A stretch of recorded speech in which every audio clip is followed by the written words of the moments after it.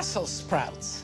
They're somewhat controversial, but if you cook them the right way, they are delicious and very nutritious. So let's begin, of course, with some olive oil. And what I put to add some sweetness to the Brussels sprouts is loads of red onion. So let's get that going. And so the Brussels sprouts are little cabbages, if you will.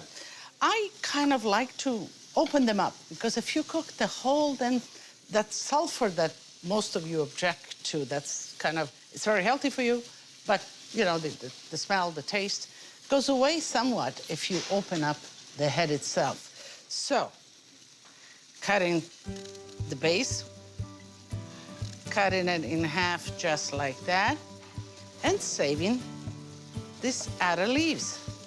Cut it right here. Save those outer leaves just like that, and then cut it in half like that. So here I have some, and we are ready to cook on. You don't want the onions wilted because they'll be cooking with this. So, you know, just give it a kind of a head start. Garlic, let's crush some so it kind of gives us a lot of flavor, but we can move it out. Put it right in with the onion itself. A little bit of salt. Let's put the Brussels sprouts in.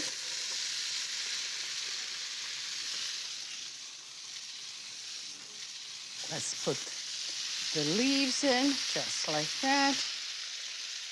Now we need to season all of this. So think about salt, a little peperoncino. You know, I like my vegetables nice and spicy.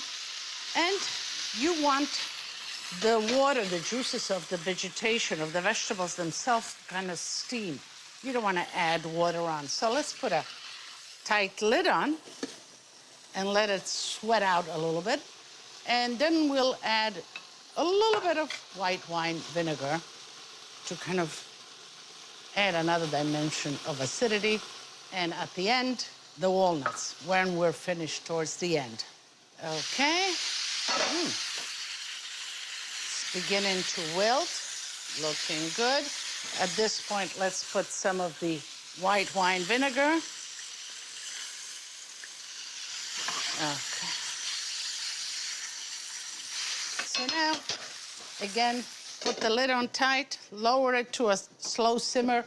In about 20 minutes, it will be done. Let's check on the Brussels sprouts. I can tell by the smell that they're done. So this looks good. So you have the sweetness of the onion, the Brussels sprouts, and a little bit of chopped walnuts. But you want to add them the last minute, otherwise they get soggy. So toast them a little bit before, and don't cut them too small because otherwise they get lost. Let's see.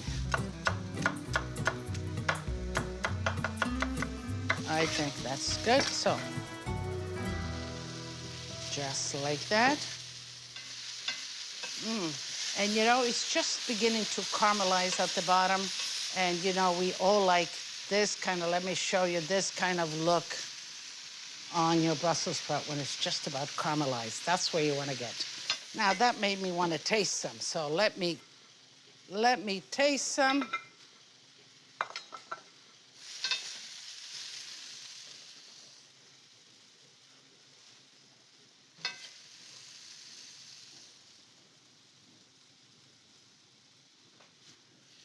A little bit more of the walnuts, like this, the last minute. That will give it that crunch and the flavors.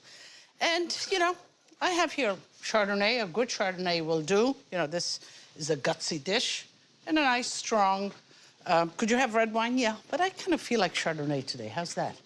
So let's go for those nice caramelized pieces, some leaves, some onion.